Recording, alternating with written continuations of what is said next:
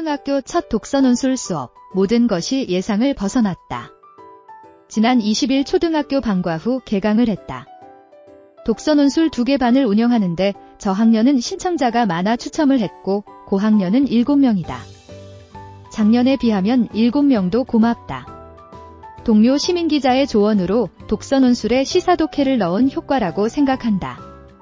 첫 대면 수없이 간단한 설문을 해보니 저학년 아이들은 대부분 스스로 좋아서 온 거라 능동적이고 적극적이다. 반면 고학년 친구들은 엄마가 신청해서 그냥 왔다는 이유가 다수라 수동적이며 소극적이다. 그래서일까? 저학년과 달리 고학년은 수업 시작 전부터 따분하고 지루한 표정이 몇몇 보였다.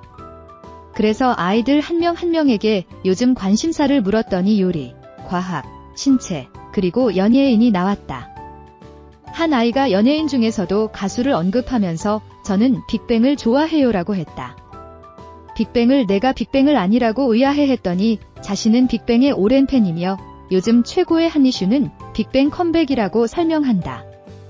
다른 친구도 그 말에 동의한다고 보탠다. 그러자 건너편 옆에서 저는 베이비복스 좋아해요라고 한다. 믿기지 않아 무슨 노래를 좋아하냐고 물었더니 주연이라고 했다. 베이비복스가 요즘 완전체로 활동하고 있다지만 빅뱅과 베이비복스 모두 전성기가 지난 가수들이라 요즘 아이들이 최애 가수라고 꼽을 줄은 몰랐다. 내가 놀라서 너희도 옛날 가수 좋아하는구나. 요즘 아이들은 요즘 걸그룹 좋아하는 줄 알았거든. 르세라핌 같은 그랬더니 한 아이가 좋아하는 것에는 세대 차이가 없어요라고 말을 한다. 그래. 좋아하는 것에는 세대 차이도 나이도 중요하지 않은데 나도 모르게 나이로 구분 지으려 했으니 고정관념이 무섭고 부끄럽다. 아이들이 좋아하는 관심사로 말을 트니 휴대폰만 만지작거리던 아이도 휴대폰을 접는다. 그럼에도 먼저 질문하는 적극성을 보이지는 않았다. 그저 묻는 말에만 답할 뿐인데 그나마 다행인 건 갈수록 단답식이 아닌 대답을 길게 하고 있다는 점이다. 한 학기를 시작하기 전 아이들에게 들려주고 싶은 이야기가 있어 부분투를 아냐고 물었다. 이미 알고 있다면 재미가 없으니까.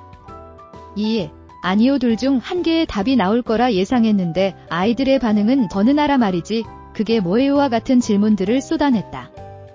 검색을 해도 안 나온다고 한다. 다행이다 싶어. 경쟁보다는 함께 같이 가자는 의미가 담긴 우분투 이야기를 들려줬더니 아하며 고개를 끄덕인다. 우분투 이야기는 얼마 전 오마이뉴스 사는 이야기에서 본 내용이다.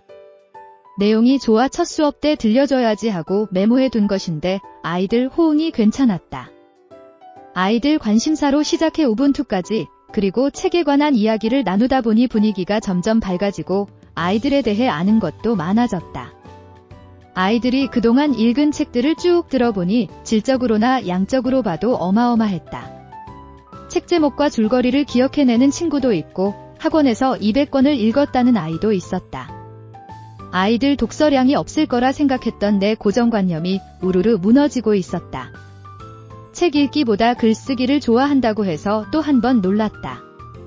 작년 고학년 아이가 독서 논술 안 하는 이유가 연필로 글 쓰는 게 힘들어 못한다고 했기 때문이다. 저학년 중 한 아이는 연필로 글을 쓰니 손근육이 생겨서 좋다고 표현했지만 연필로 쓰기 힘들다는 고학년 아이의 말에는 딱히 반박을 못했다.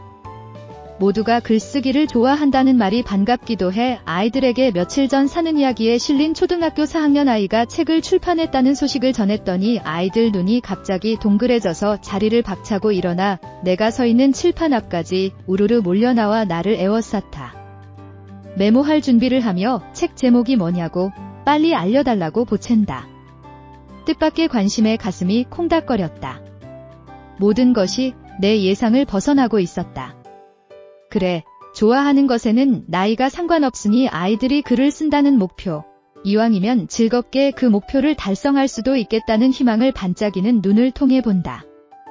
아이들에 둘러싸여 당황한 손은 휴대폰을 헤매다 한참 뒤에야 제목을 찾았다. 17억 벌어서 펜트하우스 리무진 살래요라고 책 제목을 알려줬더니 사서 보겠다고 한다. 초등학교 1학년 때부터 준비해서 4학년 때 책을 냈대라고 했더니 한 아이가 책 내기까지 4년이 걸린 건데 그럼 우린 하면서 어쩌지 하는 표정이다. 글의 진심인 반응에 숙연해져 응 지금부터라도 쓰면 되라고 응원한다. 계속하는 게 중요한 거니까? 수업 시간이 빨리 가기만을 기다렸을 아이들일 텐데 어느새 1시간이 훌쩍 지나고 있는데도 갈 생각을 잊었는지 중학생이 쓴 글도 알려달라고 한다. 중학생이 쓴 글은 수업 도중 잠깐 이야기했었는데 기억하고 있었나 보다.